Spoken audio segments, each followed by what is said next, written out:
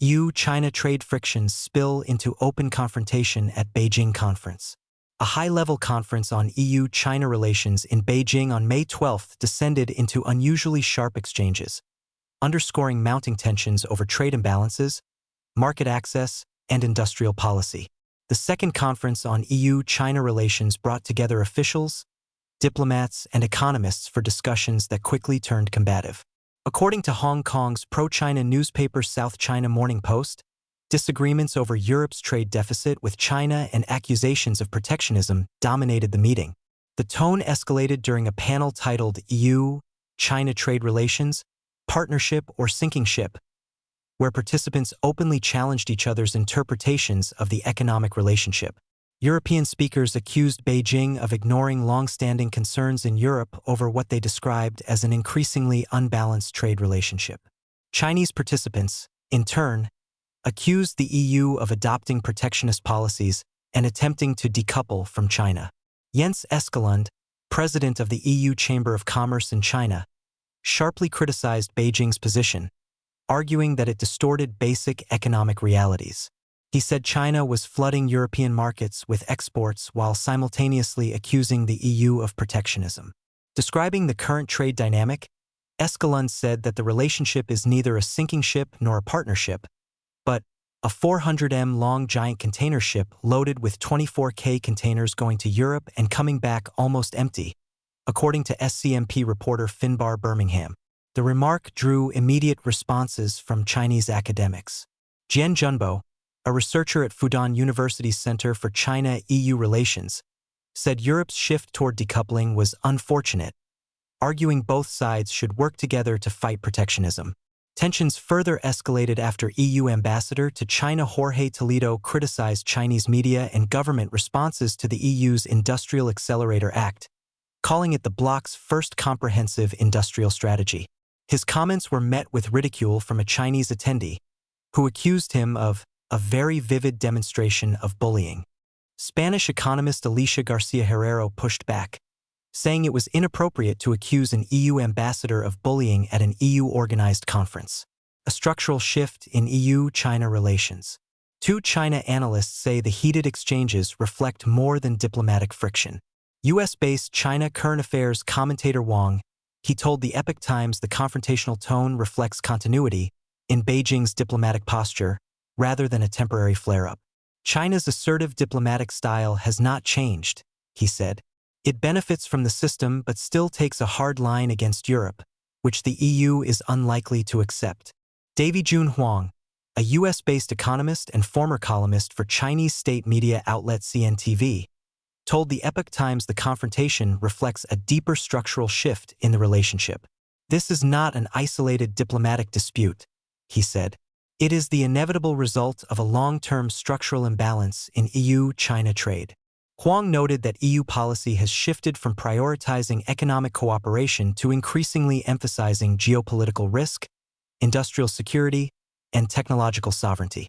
According to Huang, the EU is now actively building what he described as institutional defenses through legislation such as the Industrial Accelerator Act and tighter scrutiny of Chinese investment in sectors like electric vehicles, semiconductors, cloud computing, and connected vehicles.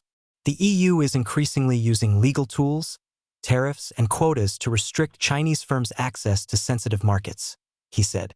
The European Commission formally introduced the Industrial Acceleration Act on March 4.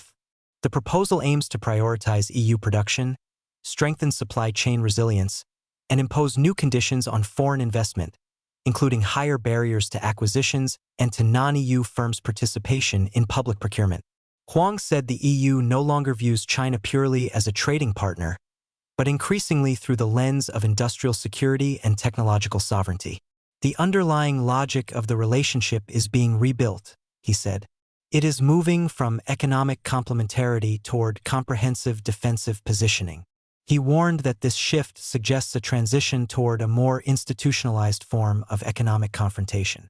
Wang added that China's failure to fully meet commitments made when it joined the World Trade Organization has also fueled frustration in Europe, particularly amid weak EU economic growth and rising political pressure.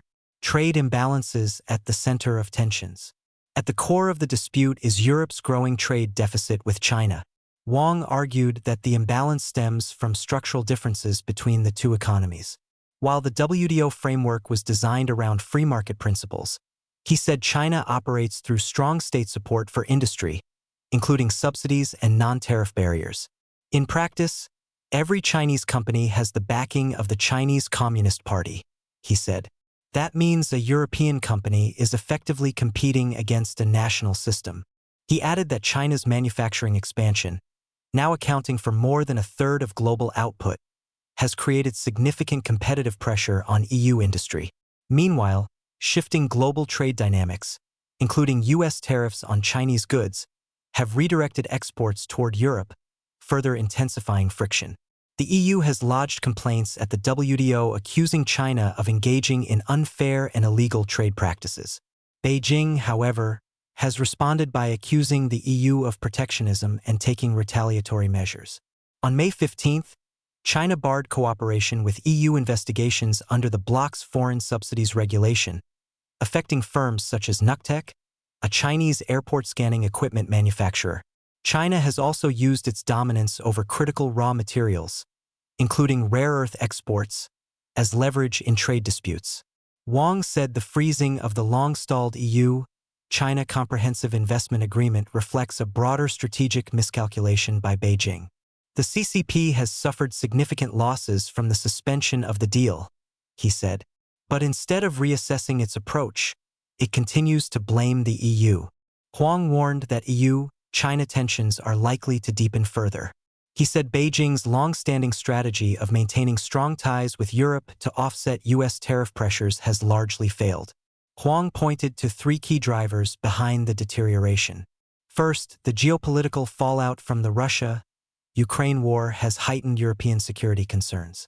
Second, concerns over Chinese industrial overcapacity are affecting global markets, particularly in electric vehicles, steel, and solar products.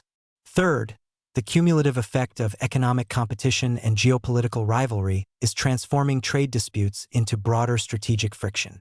The likelihood of a trade war breaking out is now approaching a critical threshold, Huang said, warning that future confrontation could span multiple sectors simultaneously. Li Jing and Luo Ye contributed to this report.